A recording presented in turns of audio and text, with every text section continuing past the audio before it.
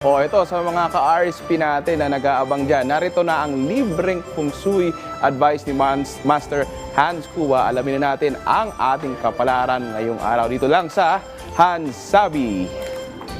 Rise and shine! Mga ka-RSP, puno ng suwerte! Ngayong araw, narito na po ang araw-araw namang inaabangang mga gabay, patnubay palalat, prediksyon ni Master Hans Kua ngayong araw ng Lucky Friday.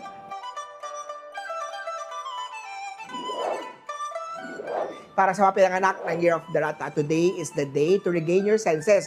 Magplano ng nature trip o simpleng gala kasama ang pamilya or barkada para makapag-recharge. Yellow at 4. Kaya oksama na magbigay ng simpleng sorpresa sa partner para sa dagdag na saya. Ang happiness na mararamdaman niya ay magbibigay ng positive energy sa araw mo. Pink at 6.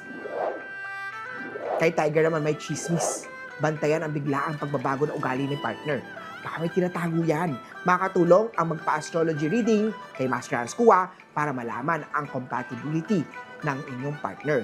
Red at 7. Kay Rabbit naman na may magbabalik at magbibigay clarity sa mga alinlangan mo. Pero at the same time, makakaramdam ka rin ng judgment mula sa kanya.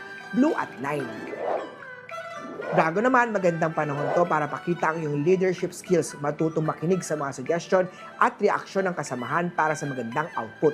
Orange at 5. Kay Snake naman na may future sa online dating. Pero kung ito ang paraan ng paghahanap ng pag-ibig, maging mapanuri pa rin at maging maingat sa usapang pera. Meet up man yan o iba pang personal na bagay. Purple at 3. Sa mga pinanganak ng Year of the Horse, huwag mahiya ipakita ang totoong ikaw. Huwag magpanggap para lang matanggap. Gray at 1. Goat naman tayo, iwasan ang love triangle para maiwasan din ang masyadong komplikadong sitwasyon. Sakit sa ulo lang yan. White at 2. Kay Monkey naman sa love life, mag-ingat sa love scam at fake profile. Mas maigi at pasok sa personality mo ang old-fashioned way sa pagkilala ng iniibig. Green at pink. Kay Rooster naman tayo, maghanda para sa mas malaking gastusin. I-prioritize lang ang pangangailangan para makapag-ipon. Yellow at 4. Dog naman tayo, huwag ibigay ang tiwala agad. Bantayan ang mga red flags sa relationship sa love life man o sa barkadahan. Tulad ng biglaang paghihiram ng pera. Naku, pink at 6. At kaya natin naman na bigyan ng oras ang mental health, mag-relax at mag-recharge. Maganda naman ang pasok ng linggong to para makaharap ng bagong pagkakakitaan. Blue at 9.